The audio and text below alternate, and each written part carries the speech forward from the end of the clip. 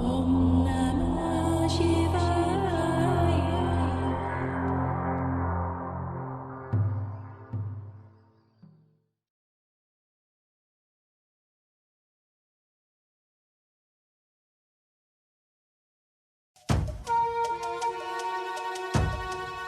पलामू की धरती अपनी, गगन अपना, पुरखों के रक्त सिंचित चमन अपना, ये कैसे किसी और की होकर रहेगी? हार को मार कर जीतेंगे फिर से। पलामू की धरती अपनी, गगन अपना, पुरखों के रक्त सिंचित चमन अपना।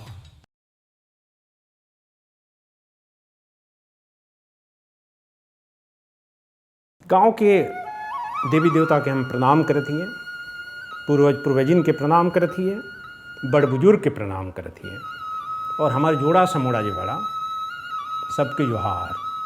हमार तरफ से छोटकन के बहुत बहुत आशीर्वाद। हमार मन में बहुत दिन से, बहुत बरस से एगो सपना रहे।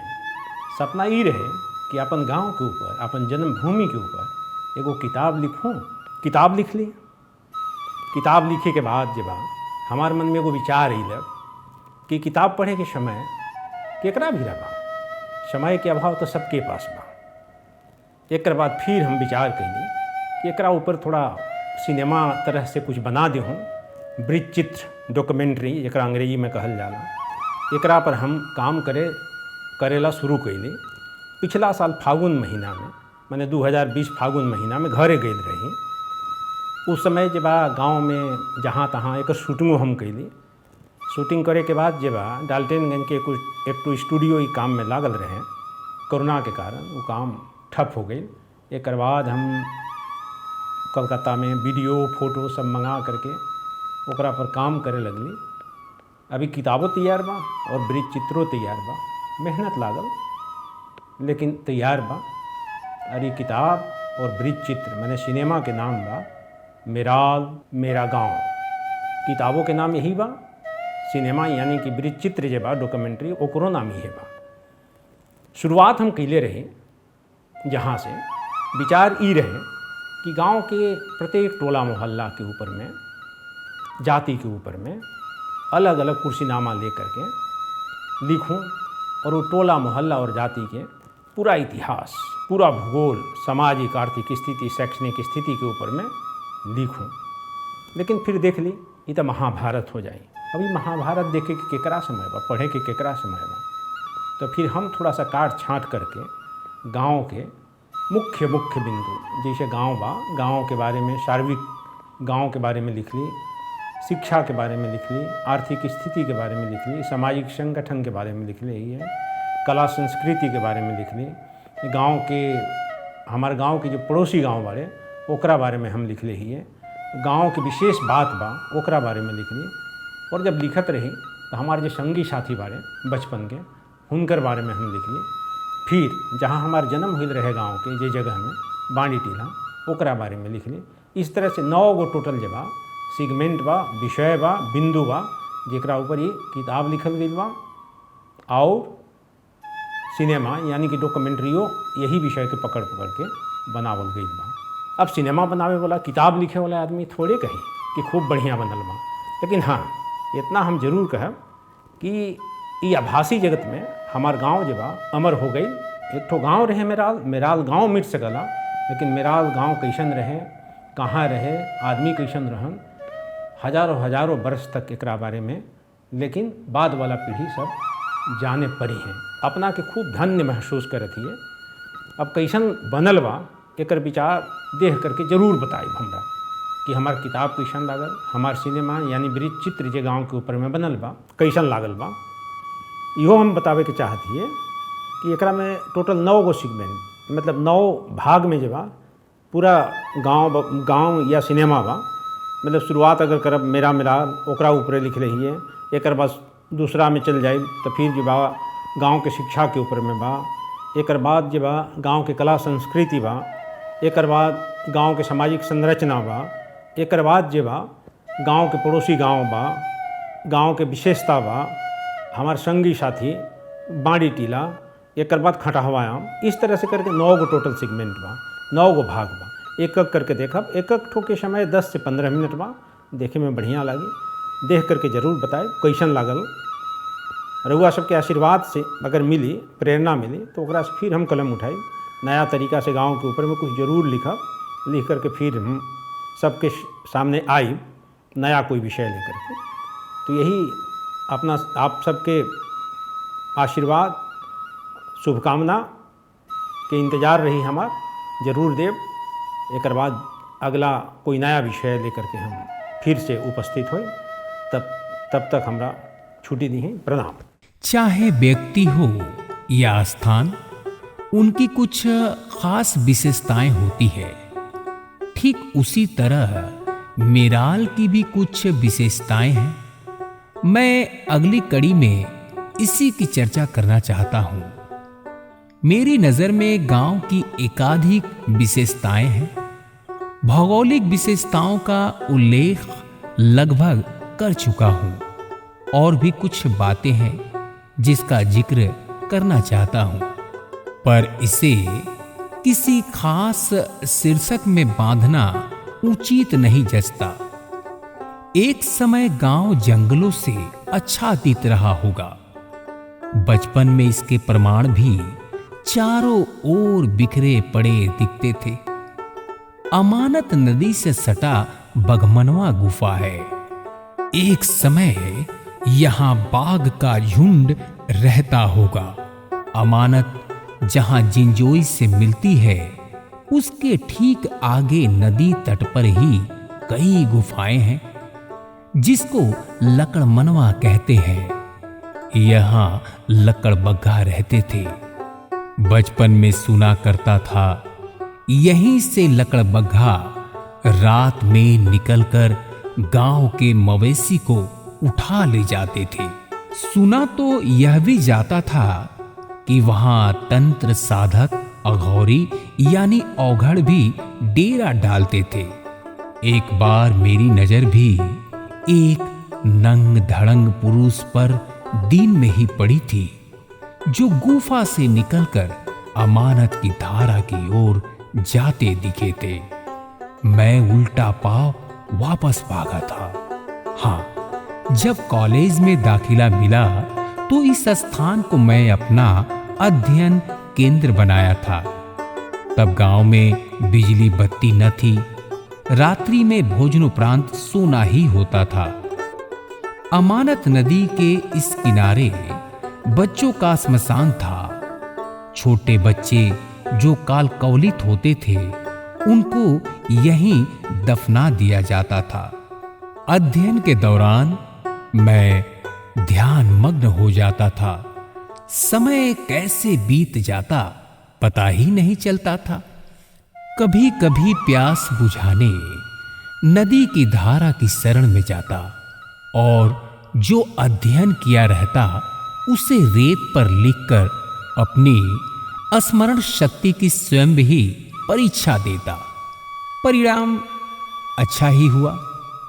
प्रकृति की गोद में सुख ही मिलता है। अमानत जिंजोई में भयंकर बाढ़ भी आती थी। 1976 ईस्वी की बाढ़ अभी भी स्मृति पटल पर है। उससे पूर्व एक 1972 की बाढ़ में लकड़ी छानते हुए सिकी पंचायत के तत्कालीन मुखिया जुल्फी सिंह बह गए। आज तक 100 भी ना मिला। कोयल नदी की धारा बड़ी थी, प्रबल थी, शक्तिशाली थी और अमानत जिंजोई के बहाव को अवरुद्ध कर देती थी, जिससे इन दोनों नदियों का जल ग्रामीण क्षेत्र में घुसकर जान माल और फसल को बर्बाद तो करता ही था, साथ ही साथ आवागमन को भी बाधित करता था। जरूरत पड़ने पर डाल्टनगंज जाना संभव नहीं होता था। नाव सिक्की गांव अमानत नदी में चलती थी, जिसका ठेका मेराल के मल्लाह को मिलता था। पर उफनती नदी में नाव नहीं चलती थी। आज तो आवागमन सहज हो गया है। दोनों नदियों की धारा को मेराल पहुंचने से पूर्व कई स्थानों पर बांध दिया गया है। अतएव आज भी बाढ़ आती तो है, पर उसका विकराल रूप देखने को नहीं मिलता। तब बाढ़ में लकड़ी भी बहकर आती थी। 1976 के बाढ़ के दृश्य स्वयं देखे थे। घर के एक छप्पर को बहते हुए देखा, जिस पर लाल मुर्गे बाग देते बहे जा रहे थे। चाहा तो बचा लूं, पर संभव न था। बाढ़ थम जाती और सब पहले जैसा हो जाता। तब नदी की स्थानीय धारा में भिन्न भिन्न तरह की मछलियां बसेरा बना लेती थी। गांव के मल्लाह के लिए कमाने का मौसम होता था। चेरो जाति वाले बंसी के सहारे मछली पकड़ते। जाड़े में सब जल स्तर और कम हो जाता तो हम सब बच्चे बुजुर्ग भी इस काम में जुट जाते। अपना यह प्रयास स्वांतः सुखाय होता था। तब सब्जी दाल की जरूरत नहीं होती थी। सामूहिक शिकार जाड़े के मौसम में खुटनिया पहाड़ की तलहट्टी में होता। निरीह खरगोश जाल में फंसते और शाम आखेट दल गांव वापस आ जाता। हिस्सा कितना मिला वह ज्यादा मायने नहीं रखता था, बल्कि सामूहिक शिकार में जो एकजुटता, आपसी तालमेल और टीम वर्क नए सिरे से उजागर होता वह प्रशंसनीय था। शिकार यानी लड़ाई का मैदान और शिकारी यानी चेरो सेना। कुछ इसी रूप में इसको देखा जा सकता है। गांव के पूरब में बलथर, महुराम, दुसियानी और भूंगा में महुआ के पेड़ थे। 2-4 महुआ हर एक परिवार के हिस्से में पड़ा था। महुआ चुनने का नशा ऐसा होता था कि किशोर वय वाले सारी रात जगकर रखवाली करते। तब भोर में महुआ चुनकर घर वापस आते। बसंत का मौसम होता था, रंगीन वातावरण होता था। चैती की धुन भी मदमस्त करती थी। रबी फसल, खेत, खलिहान की यात्रा पूरी कर तब तक कृषक के घर डेरा डाल देती थी। पूरी प्रकृति श्रृंगार रस में सराबोर दिखती थी। मजे की बात है, तब रोग दुख भी कम ही दिखते हैं। चैत महीने के बाद शादियां होने लगती थी। गर्मी वातावरण में भी बढ़ती थी और जन समुदाय में भी।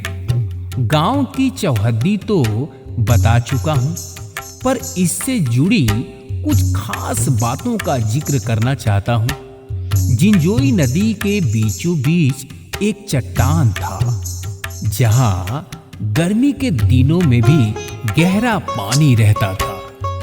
यह ठीक बाड़ी टीला के सामने था। इसके ठीक पास नदी के किनारे ही एक बहेरा का पेड़ था, जिसकी छाया में चेरो समाज का श्राद्ध कर्म संपन्न होता था। अब ये न चट्टान रहा और न पेड़। बहेरा का पेड़ बूढ़ा हो गया था और नदी की बाढ़ में बह गया। तब से श्राद्ध कर्म ऊपर घंटी नदी के इस पार 2 शीशम के पेड़ की छाया तले ही होता है।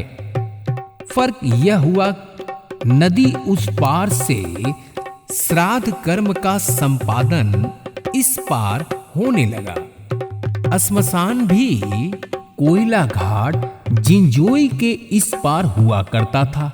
संख्या बढ़ने और दूरी के लिहाज से अमानत नदी में भी सौदा होने लगा। आरंभ में कोयरी जाति वालों ने इसकी शुरुआत की थी। 1972 में बाड़ी टीड़ा से ललकी टाड़ आने के बाद अमानत वाला श्मशान में ही दादा दादी चाचा चाची एवं माँ पिताजी का दाह संस्कार हुआ है। गांव में तब 3 जामुन के पेड़ होते थे। एक पूरब टोला में, शेष 2 जामुन के पेड़ बजराहा टोला और गोकुल टोला में।